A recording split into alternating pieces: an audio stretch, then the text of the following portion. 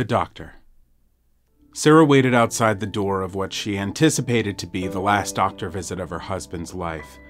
He had been withering away more rapidly in the past month. He wasn't eating, he wasn't talking more than a few words a day, and his behavior was becoming increasingly erratic. His anger was coming out more often, but never at her. He had never been angry at her.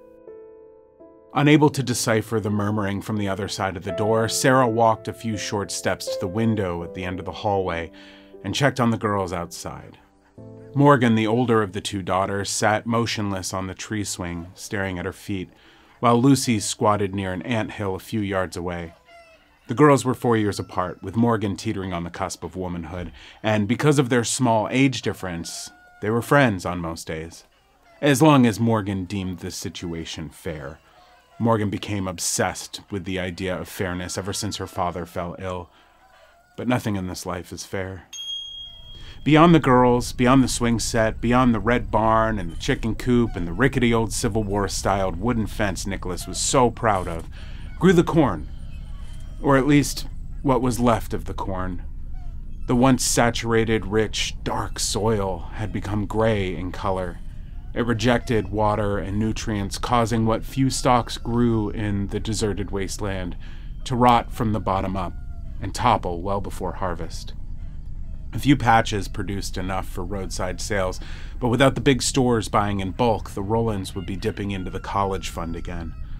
Sarah found it difficult not to draw parallels between the fields and the sickness eating her husband. But they both seemed to be poisoned, deep on the inside. Things were looking hopeless. Nicholas loved his farm, and perhaps when you love something so deeply... Mrs. Rollins! Sarah's skin leapt off her bones at the sound of the old doctor. She whipped around, out of breath. Mrs. Rollins, I'm afraid this is my last visit. Nicholas is well on his path now and has expressed to me your plans moving forward. I'm sorry. Nothing to do now but wait for his moment and try to make him comfortable in the meantime. Tears welled up in Sarah's eyes. This was no surprise. She had been preparing for what felt like a lifetime, but no amount of preparations could make hearing news like this any easier. He's waiting for you inside, the doctor whispered, placing his hands on her shoulders in a final moment of professionally appropriate comfort. The doctor turned and went downstairs to see himself out. Nicholas. Less than an hour had passed since Sarah was in the room, but Nicholas had somehow worsened. His muscles deteriorated over the past several months with a startling quickness, leaving his skin loose like a bulldog, drooping around his eyes. One night a few weeks ago, Lucy asked if they could fix Daddy by filling him with the stuffing cannon at the Construct-A-Friend shop in the mall. That might have been the last time they all laughed together. A tiny bit of her 8-year-old innocence was stolen later that night as Sarah explained the complexities of the human body and how it differed from her stuffed bunny. So much innocence lost this year. And along with the crop and her husband, things were really starting to feel hopeless. Sitting in the chair the doctor left at the bedside, Sarah took Nick's hand and breathed in the sour smell of his body. Well, pal, what are we going to do with you now? Nicholas pulled his hand from Sarah's loose grip and pointed at the roll-top desk in the corner of the room, breathing with a heavy wheeze as if to speak. Downstairs, the girls burst into the kitchen door like a herd of pigs. Mom, we're hungry, Lucy sang. Just a minute, girls, Sarah called back as she crossed the creaking floorboards to the desk and gripped the cold brass knobs. I want macaroni! No! Hot dogs! Do you have any idea what's in a hot dog? Just 1 minute, Sarah called again, rolling up the top of the desk to reveal a letter sealed with wax. She looked back to Nicholas. He was sitting up, still pointing, but his finger was rising. Nick, what is this? Sarah asked, watching his eyes widen and eyebrows turn up in fear. His body began to shake as he pointed well over her head now. The light in the room fell dim, not from a cloud. No, the light on the side window nearest the bed remained bright. But the window behind Sarah grew dark as if shadowed by something large standing behind her. Sarah turned to look. The door burst open as the girls came stumbling into the room in full argument. Sarah whipped around, grabbing the letter, and stuffed it into her back denim pocket. The room was no longer dim, and Nicholas lay motionless in bed, eyes closed, sleeping. Girls, Sarah whispered at the top of her lungs. What on earth are you thinking? The letter. Dear Sarah, there isn't much time.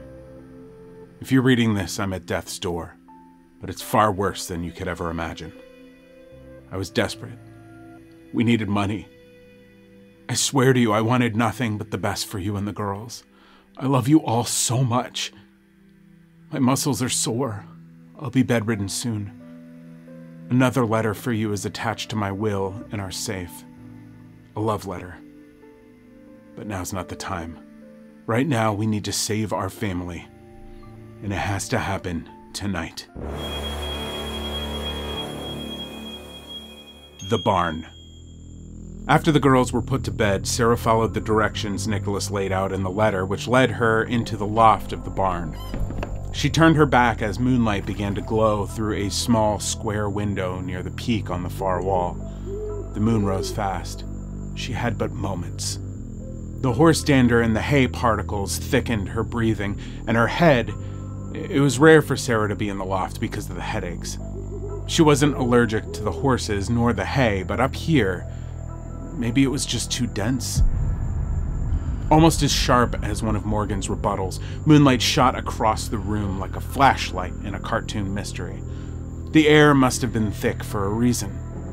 The moon, perfectly aligned with the window, created a pathway to Nick's secret at the other side of the loft, but from here, she couldn't see what it was. Just that the wall was covered in nails. This would last only a few seconds. Go time. Sarah took a few quick steps forward before she felt it. A heaviness growing in the room as if gravity was increasing. She pushed forward, eyes focused on the glowing spot on the wall, each step more of a struggle.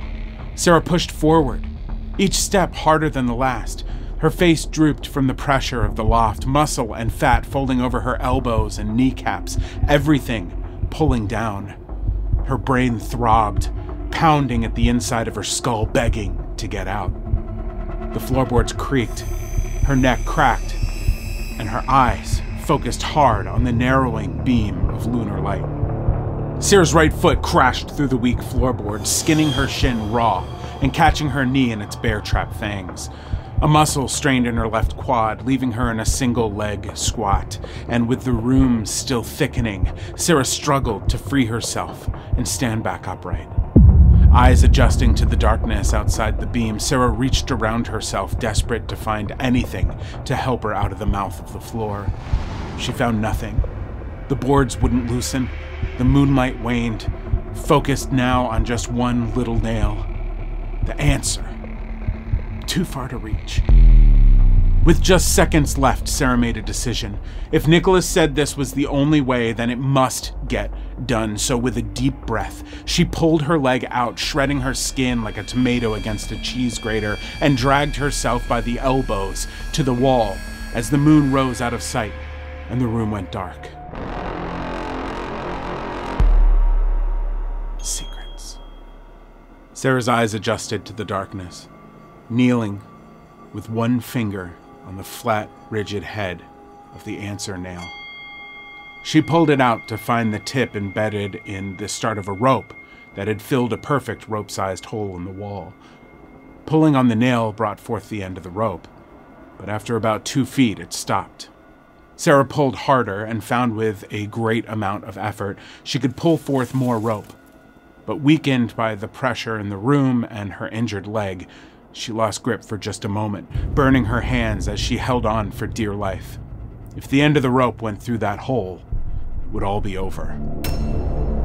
The rope was too thick to tie, but the loose knot Sarah was able to form gave her something to grip and would keep the rope from disappearing. Placing her left leg against the wall, Sarah pushed hard, pulling the rope to her chest before releasing it completely. A boom resonated throughout the barn, shaking dust loose from the rafters. Though her right leg was burning and finally starting to bleed, Sarah found that putting weight on it neither added nor subtracted to her pain. So she repositioned and pulled again, this time inching back, bit by bit, until attempting to turn her back for better leverage. The weight of what was on the other end was far too much, yanking her off her feet and impaling her back into the wall of nails. Sarah screamed. The thin, flat, circular heads held their position under her loose skin. Blood soaked the back of her blouse as she navigated the nail tops out of their holes like buttons on a cable-knit sweater. "God damn you, Nicholas! Is this worth it?" she thought, resting for a moment. She thought of the desperation in the letter, thought of the look on his face as she read it before him, unable to answer, just pointing above her head as the darkness rose, a shadow with a life of its own. If only he talked to her. If Nick had just told her what was going on. What was going on? The letter led her here. But what the hell was actually happening? The air was becoming so thick that she couldn't think right. After filleting her shin and puncturing her back, stepping outside to clear her head before another attempt seemed beyond reasonable. Sarah creaked down the worn, rounded steps of the loft and crossed the barn, staring at her feet in a contemplative and defeated state.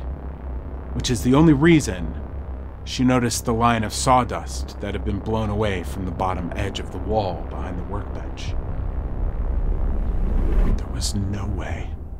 Nicholas had grown up in that house and played in that barn when he was a child.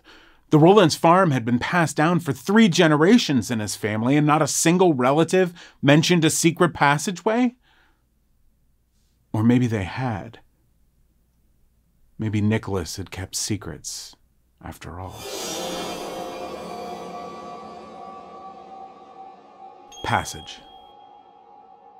Tools hung from the wall Sarah intended to lift, and it took some time to remove them. After pushing aside the workbench, she took hold of the smallest sledgehammer of 3 with both hands and took it down. The second was far heavier, and the third almost impossible to lift off the pegs above her head. It cracked the cement when it fell from her hands. When Lucy was 4, this would have been an easier task, but it was close to 4 years since Sarah regularly lifted her children in the air. Her muscles had relaxed into her mid-40s. After the hammers came the sickle, and then a few axes, 2 chainsaws, a bucket load of smaller tools, and now, with the wall bare and significantly less weighted, Sarah climbed the steps to the loft to open the gate. With both hands firmly gripping the prickly knot of the rope, Sarah backed away from the nail-covered wall, pulling with the might of a mother. It was not easy work, but with patience and determination, she muscled her way backwards across the dust-covered floorboards towards the bear trap hole that tasted her flesh, the hole where the knot wanted to live. It was a perfect fit, but not one that would last forever.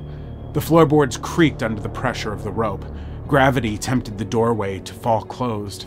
Sarah moved as fast as her body would allow, bounding down the steps 2 at a time, and crossed the cement floor to the open passage that led downwards into darkness.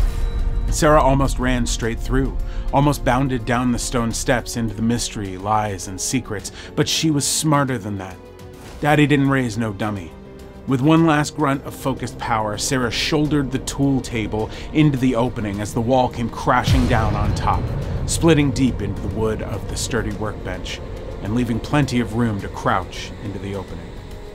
This would hold. It was now safe to enter.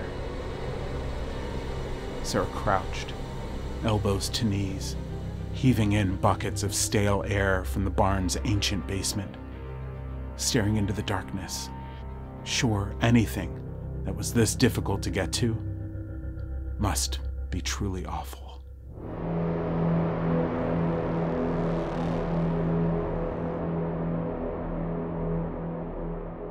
To be continued.